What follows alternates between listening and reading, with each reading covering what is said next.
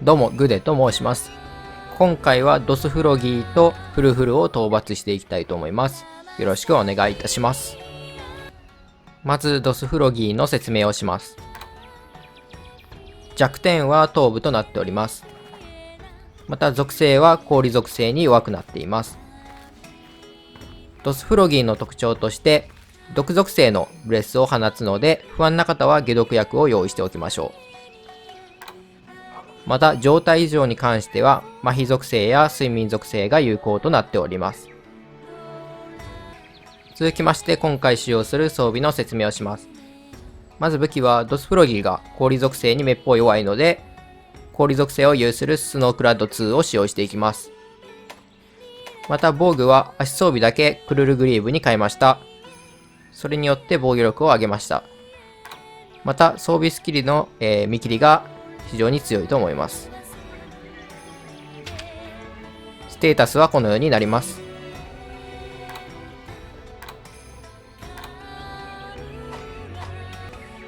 ということで、ドスフロギー討伐へ向かいましょう。まずドスフロギーの行動パターンを見ていきます。まずタックルです。これはドスバギーの時と同じです。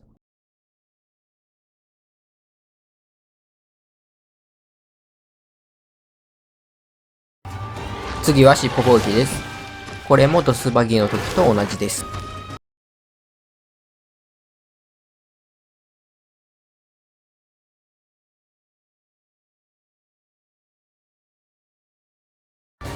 次は噛みつきです。これもドスバギーの時と同じです。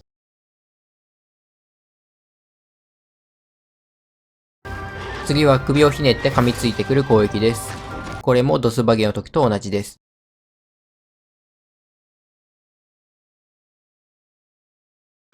次は毒ブレスです。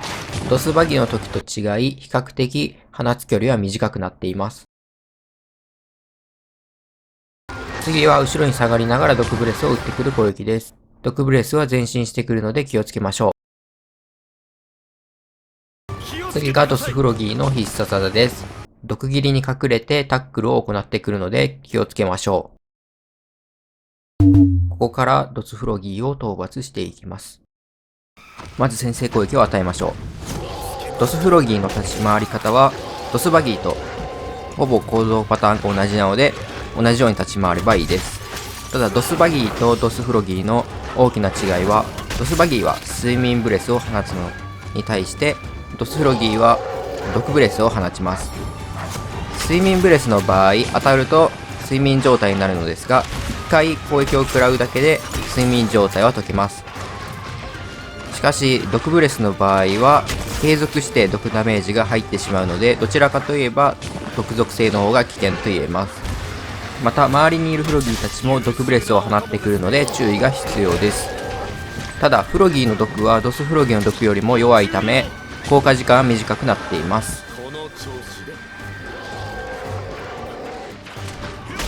で、これはタックルです。ドスバギーも行ってくる技ですね。で、この噛みつきも2回行ってきます。これもドスバギーと同じです。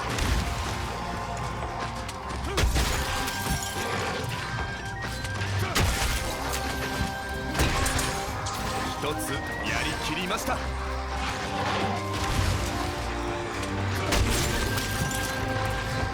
仕掛けてきますよ。これは必殺技で、毒ブレスの後にタックルを打ってきます。モンハンサードの時やモンハントライ G の時はただ毒ブレスを打ってくるというだけでしたが、モンハンライズからは毒ブレスの後に他のいろいろな技を織り交ぜてくるといったちょっとせこい戦い方になりました。ドスフロギーの首元にある毒袋を破壊すると毒の威力が弱まるため、頭を破壊することをお勧めします。この後にタックル。これは古文のフロギーの毒ブレスを浴びてしまいました。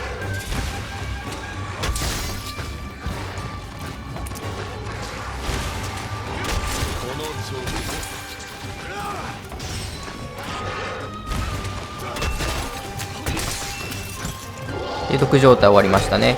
このようにフロギーの毒は弱いので、当たってしまっても解毒薬を使うほどではないと思います。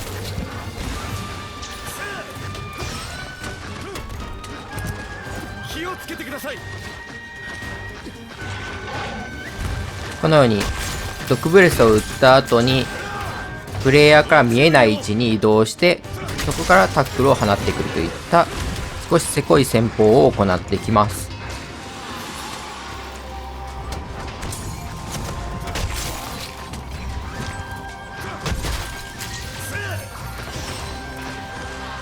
でこれで瀕死になりましたね。いい感じです。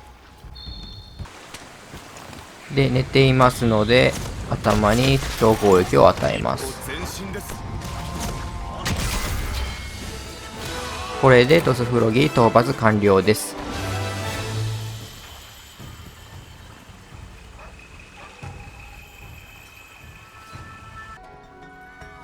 続きましてフルフルの説明をします。まず弱点は頭部と首となっております。そして非属性に弱いです。またフルフルの特徴として頭部と首以外の肉質が非常に硬いです。ですので頭部と首にピンポイントで攻撃を当てることが重要となっています。続いて状態異常の説明をします。状態異常は毒属性が非常に有効です。続きまして今回用いる装備の説明をします。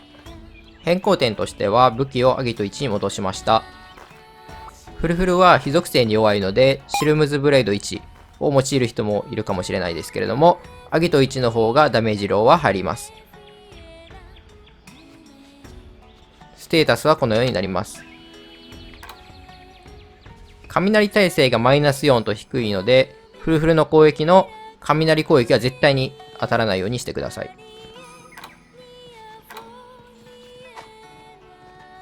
ということでフルフルの討伐に向かいましょう。まずフルフルの行動パターンを見ていきます。まず最初は首をバネのように曲げる攻撃です。これは前方にいると結構避けにくい攻撃となっています。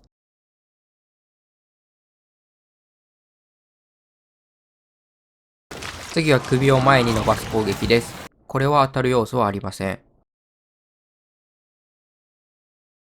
次は首を曲げて噛みつく攻撃です。これはフルフルの首の横にいると当たります。次はタックルです。これは2歩進んでからタックルを行ってきます。また怒ると電撃棒を帯びますので注意しましょう。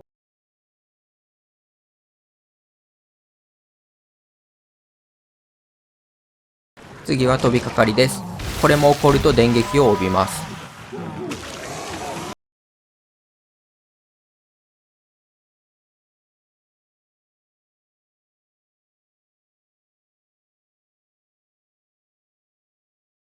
次は尻尾攻撃です。これは2回連続で行ってきます。また尻尾が伸びるので思ったよりも攻撃範囲は広いです。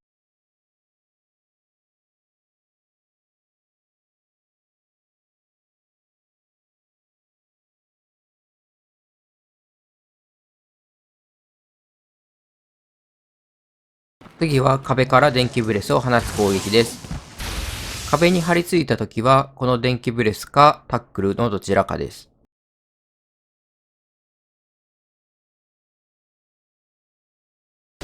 次は天井からよだれを垂らす攻撃です。この攻撃の最中はフルフルの真下に行かないでください。またこの攻撃が終わると落とし物を落とします。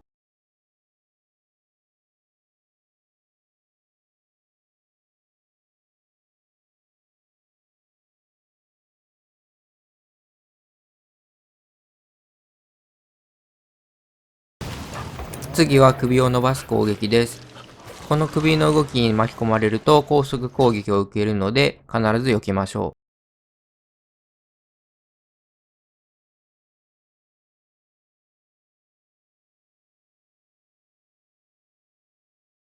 う。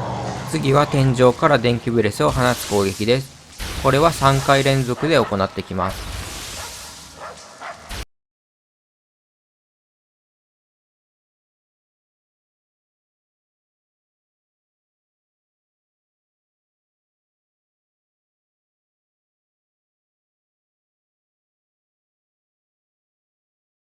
次は天井からタックルをする攻撃です。これは壁にいる時も同様の攻撃をしてきます。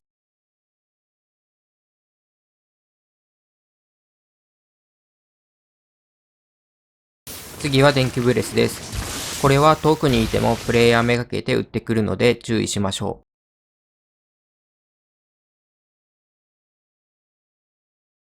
う。次も電気ブレスです。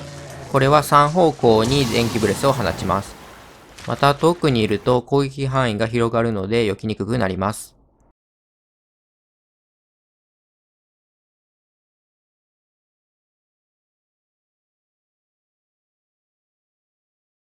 次は放電です。これはフルフルの近くにいると当たってしまいます。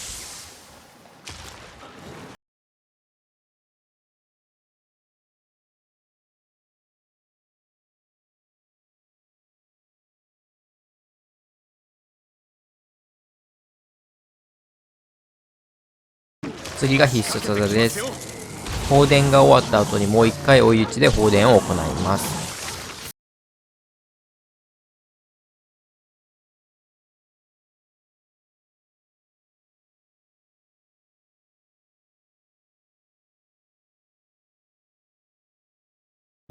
ここから上位の行動パターンを見ていきます。上位からは3方向への電気ブレスを2回連続で行ってきます。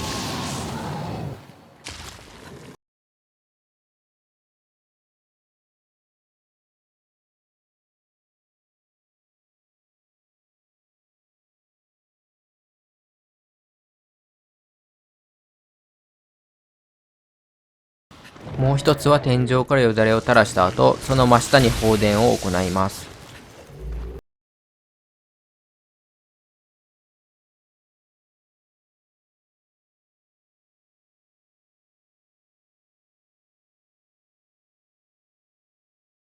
ここからフルフルを討伐していきます。まず先制攻撃を与えましょう。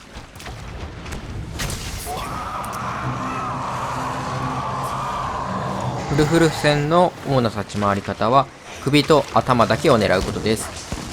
他の部位に当たってしまうとダメージが全然入らないからです。なのでできるだけ首の近くで戦うようにしてください。でこういったブレスとかは首を狙うチャンスなので首の真横でため切りを行ってください。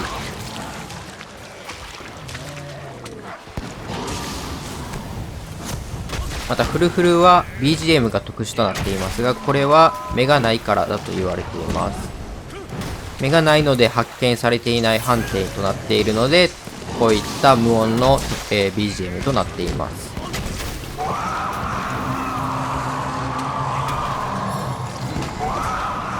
これで起こりましたね。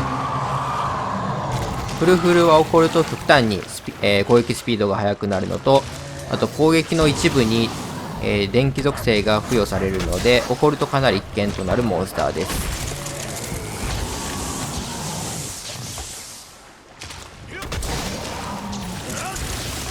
こういった飛びかかり攻撃も起こっていない時は電気属性を帯びないのですが、起こっていると先ほどのように電気属性を帯びます。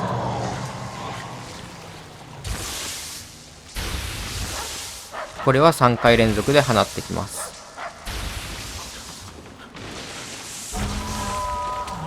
ここの飛びかかりも起こると電気属性を帯びます。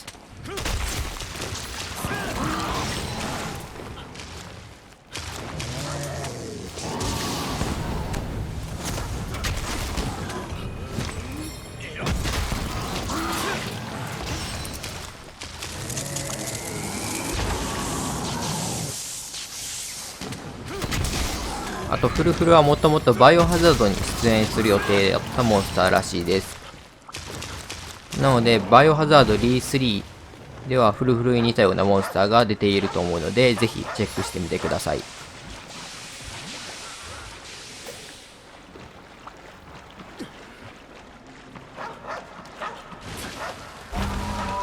で起こりが終わりましたので、この飛びかかりは電気属性は帯びません。この尻尾攻撃は2回連続で行っていきます。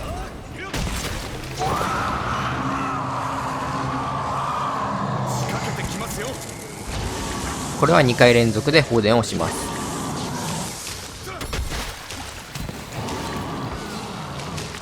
見事なサポートです。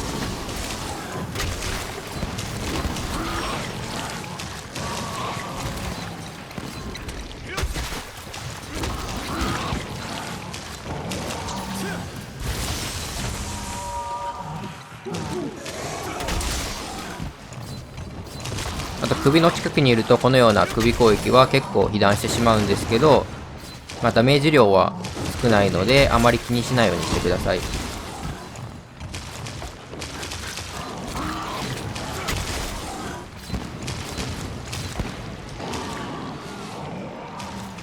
で、これ逃げました。さあ、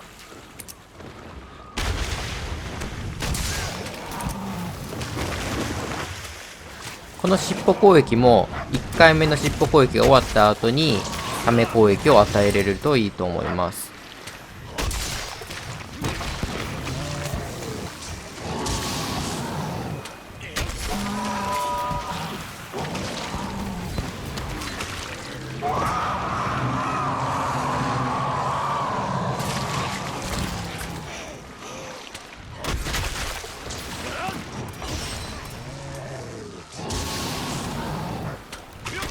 気をつけてください。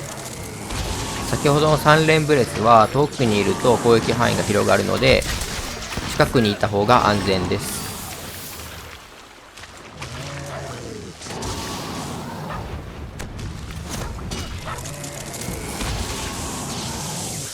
あと近くで戦いすぎるとこの放電が当たってしまうので適宜少し離れて様子見をしてください。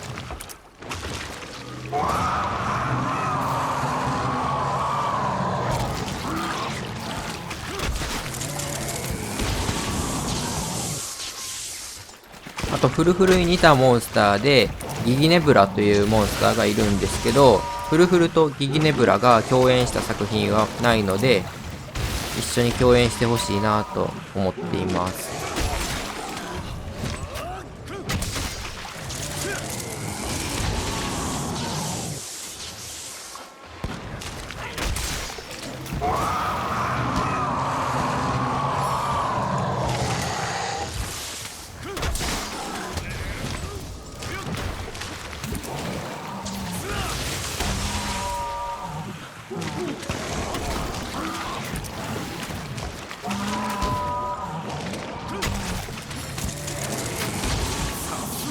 私のお供です。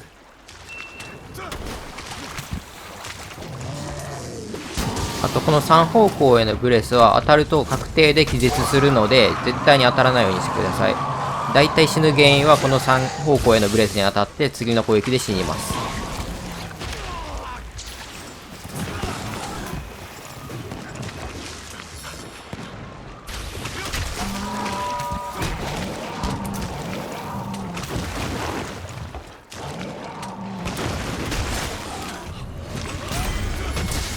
これでフルフル討伐完了です。